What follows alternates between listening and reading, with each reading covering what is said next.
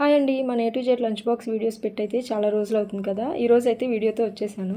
మన ప్రీవియస్ వీడియోలో అయితే V ఫర్ వామ్ రైస్ని చేశాం కదండి. ఈ రోజు లెటర్ వచ్చి W ఫర్ వైట్ చిత్రాన్నాన్ని చేస్తున్నాను. ఈ చిత్రాన్నం రెసిపీ అయితే చాలా సింపుల్ అండి. అలానే లంచ్ బాక్స్లోకి అయితే చాలా బాగుంటుంది. ఇప్పుడు ఈ చిత్రాన్నం ఎలా చేయాలో చూసేద్దామా. ముందుగా ఈ రైస్ కోసం ఒక పేస్ట్ని రెడీ చేసుకోవాలండి. చూసారు కదా, వెల్లుల్లి, మిరియాలు, కరివేపాకు, అలానే 2 పచ్చిమిర్చిని కూడా వేసుకుని ఇదంతా కచ్చాపచ్చాగా దంచి పక్కన పెట్టుకోవాలి. ఇప్పుడు స్టవ్ ఆన్ చేసి కడాయిలో ఆయిల్ వేసుకుని ఎండుమిర్చి, పచ్చిశనగపప్పు, ఆవాలు, జీలకర్ర వేసి అలానే కొంచెం కరివేపాకు కూడా వేసుకుని ఫ్రై చేసుకోవాలి. తాలింపు అంతా చక్కగా ఫ్రై అయిన తర్వాత ముందుగానే తరిగి పెట్టుకున్న ఉల్లిపాయ ముక్కలను వేసుకుని ఇదంతా గోల్డెన్ షేడ్ వచ్చే వరకు ఫ్రై చేసుకోవాలి. చూసారు కదా, ఉల్లిపాయలు ఈ విధంగా ఫ్రై అయిన తర్వాత ముందుగా దంచి పెట్టుకున్న పచ్చిమిర్చి పేస్ట్ కూడా వేసుకుని పచ్చివాసన పోయేంత వరకు ఫ్రై చేసుకోవాలి.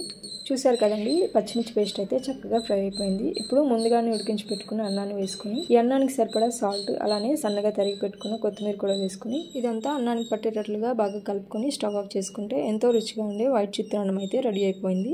ఈ రైస్ అయితే హెల్దీ అనే చెప్పాలండి. ఎందుకంటే దీనిలో వేసిన వెల్లుల్లి, మిరియాల వల్ల ఈ రైనీ సీజన్లో వచ్చే ఇన్ఫెక్షన్స్కి అయితే చాలా మంచిదన్నమాట.